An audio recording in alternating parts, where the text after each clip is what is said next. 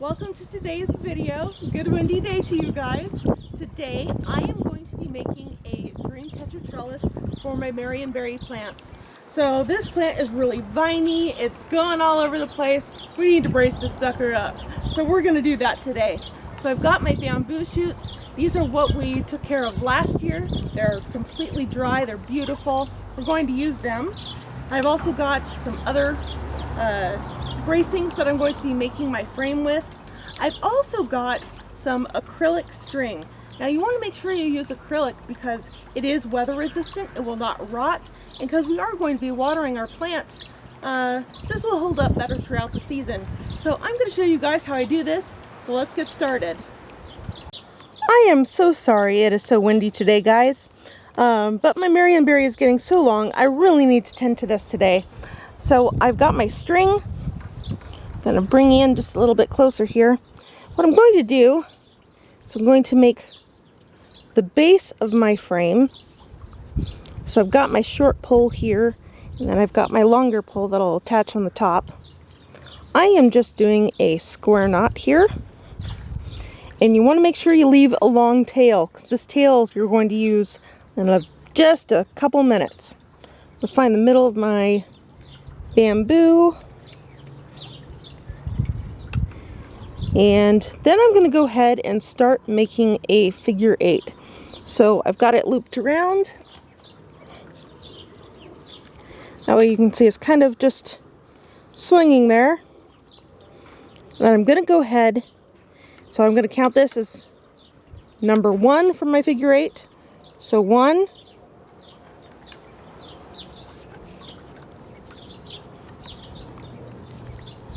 2, go around my main pole, come around the underside of my frame pole, come back over the top of my frame pole, stick it on my base pole. So I'm going to wrap this good 4 times. So I've got 3 on here so far, so 1, 2, 3 wraps. Hope you guys can see that all right. Come back and do a 4th. So now I'm going to come down through the center of this and then up between the 2 poles. Now I'm going to secure that with a little bit of that end and do another square knot here. That way this is sturdy, it's not going anywhere. So we'll go ahead and repeat this. Grab my scissors. You can burn the ends of these if you wanted to, so that way they don't unfray, but I'm not going to do that this time.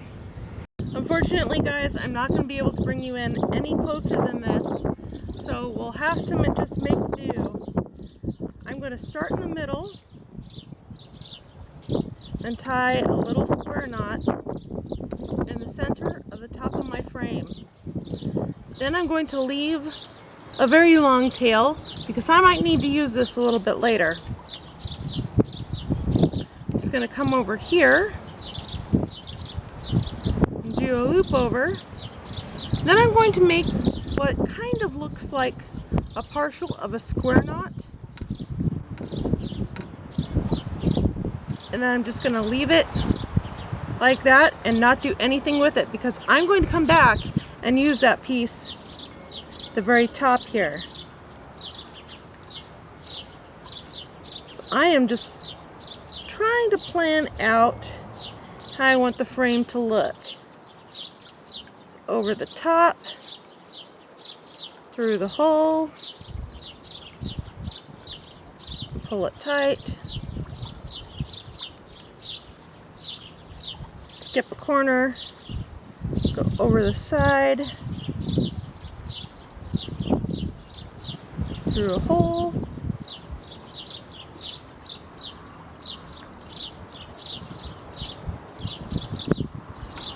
I'm going to leave that corner just like that,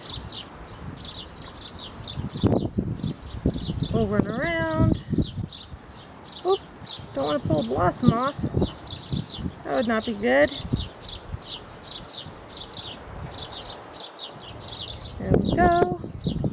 Gonna do another one just like that.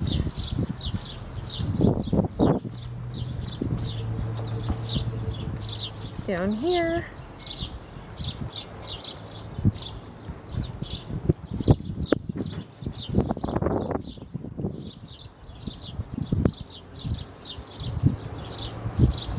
And it's okay if that string lays flat across the top, because when we do our weaving, we're going to be pulling that inward. Okay, so I've done my loop all the way around. Now I've got my gap right here. Now what I'm going to do now is make this new string as if it's my frame on top. So I'm going to go ahead, pull my string through the loop right there. You want to make sure you leave your tail. Now I'm just going to go ahead and do the same thing with every single loop I've made. I'm going to find the center of it, stick my string through it, and then this becomes a new thread. As we go ahead and start pulling it inward, we're going to start seeing our weaving pattern for our web. It's going to continue doing this all the way around.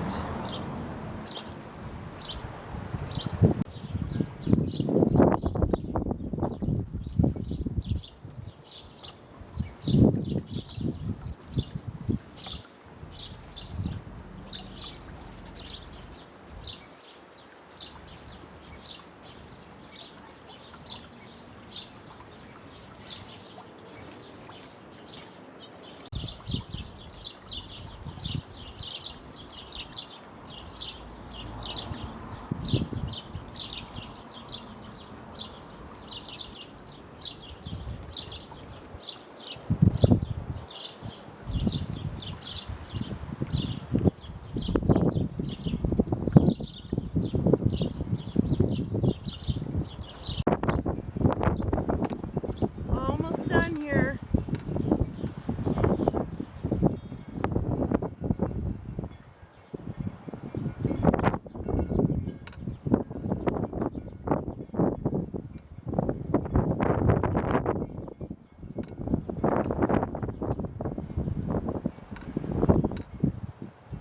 I'm just going to go ahead and leave that like that. Make sure I have a good knot in the center. So hopefully it doesn't come undone. Another thing that's really cool about this dream catcher is that you can actually hang some sun catchers that will reflect light in the center if you want to. It's really kind of up to you. These guys are viney and thorny, so I'm going to put on my gloves for this part. I'm just going to start weaving my vine through the trellis. I don't know how big this plant is going to ultimately be, so at some point I'll probably make a bigger trellis for this, but not this year.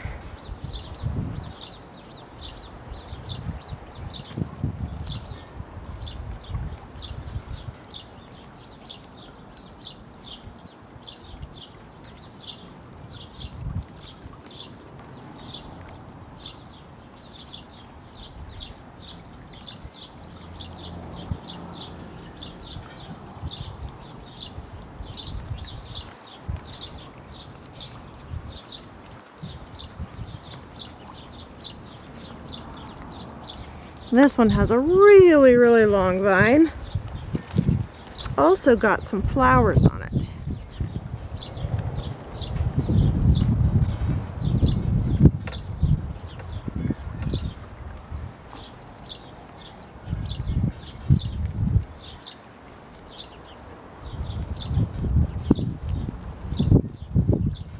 Just being very careful because I don't want to pull off any leaves or flowers. I'm just going to go ahead and just kind of weave this all the way around.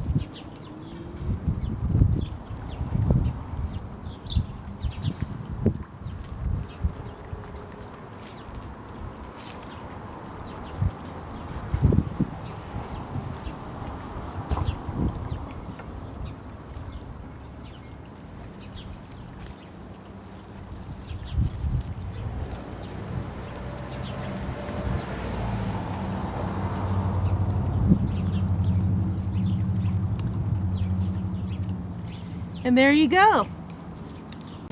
And this is how I make my dream catcher trellis. If you like this video, you can come back for more tips and tricks later on. Bye now.